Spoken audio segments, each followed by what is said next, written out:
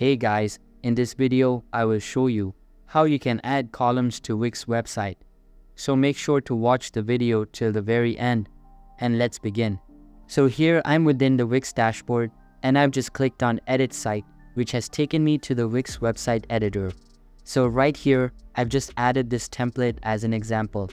And if we want to add columns, just click anywhere on the welcome screen itself. And you should be able to see this Explore section layouts. After that, click on Add Section. So within this page here, then it will show us all the different layouts which we can use for our Wix website.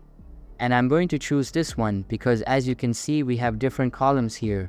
So we have 2 columns. So you can choose, or you want to choose a design which has multiple columns which will suit your needs. And now as you can see, if I click on either of those, I will be able to see Manage Columns. So if we click on here, then we can choose which column we want to work with. And we can also choose to add different columns here as well. So basically, after you have used this to your needs, you can just delete the unnecessary parts of it. And that's how you can add columns. And another way of how you can actually do this, go to the search tool here. And we are going to use column or search for column.